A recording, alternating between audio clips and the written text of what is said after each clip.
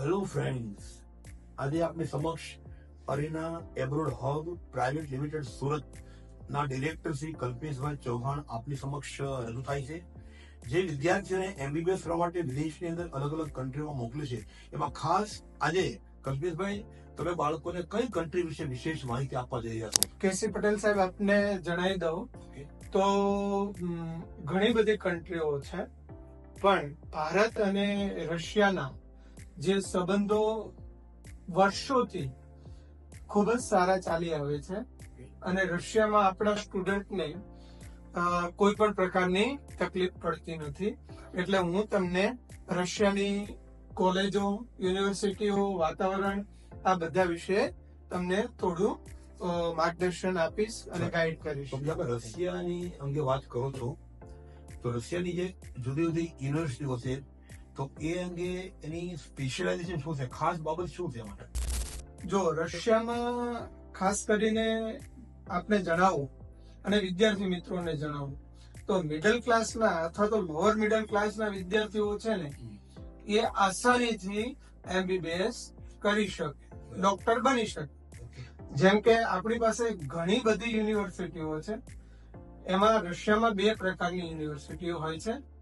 એક તો ફેડરલ યુનિવર્સિટીઓ છે, જે આપણે ઇન્ડિયાની સરખામણી એમ્સ સાથે કરી શકીએ, અને બીજી છે એ સ્ટેટ યુનિવર્સિટી છે.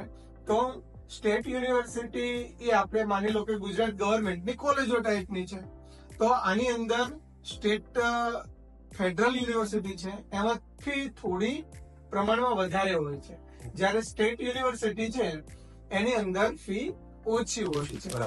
અને આપણી પાસે રશિયામાં 20 કરતા વધારે યુનિવર્સિટીઓ નો ટાઈપ છે, અને એમાં રહેવા જમવાનું પેકેજ પણ બહુ સરળ રીતે વિદ્યાર્થી ત્યાં તે કરી શકે છે અને રહી શકે છે. ઓકે, સરસ. તો કલ્પેશભાઈ, આપની જે કોલેજ છે હવે એ રશિયામાં છે, વિદ્યાર્થીઓ ગુજરાતના, ઇન્ડિયાના છે, તો આવા વિદ્યાર્થીઓને ત્યાંનું વાતાવરણ છે રહેવા માટે સુટેબલ છે?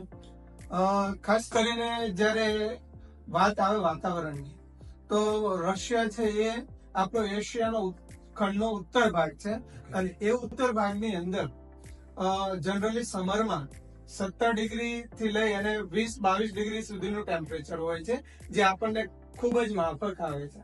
પણ શિયાળામાં થોડો સ્નો પડે છે, એટલે કે વિન્ટરમાં સ્નો હોય છે.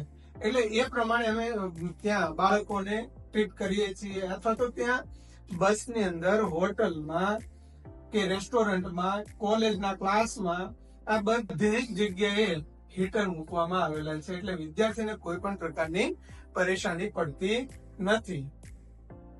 તો વિદ્યાર્થીઓને ત્યાં ઇન્ડિયન ફૂડ છે, ગ્રુપ છે, ભાષાથી ઘણા પ્રોબ્લેમ હોય છે, તો આ અંગે શું માનવું? હવે આપણે જણાવી દઉં કે વિદ્યાર્થી યુક્રેન પછી જો ક્રેઝ કોઈ આવ્યો હોય તો રશિયામાં એમબીબીએસ કરવાનું, કારણ કે ફિલિપાઇન્સ ઓલમોસ્ટ બંધ થઈ ગયું છે, ચાઇના ઓલમોસ્ટ બંધ થઈ ગયું છે. તો રશિયામાં લગભગ આપણે દર વર્ષે ઇન્ડિયામાંથી 2000 થી 3000 વિદ્યાર્થીઓ જાય છે.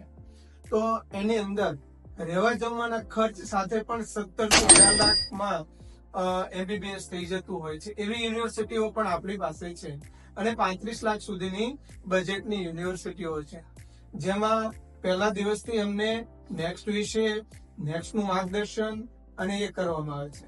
સાથે સાથે અહીંયા દરેક આપણી જે યુનિવર્સિટીમાં છે એમાં 200 થી પ્લસ, કોઈમાં 300 હોય, કોઈમાં 400 હોય, એવા વિદ્યાર્થીઓ આપણે ત્યાં ભણી રહ્યા છે. બરાબર. અને એમના કોઈ નાના મોટા પ્રશ્નો આવતા નથી. અને રશિયાના કોલેજની ખાસ વિશેષતાઓ શું છે કે દરેક યુનિવર્સિટીની અંદર એક તો એ પબ્લિક યુનિવર્સિટી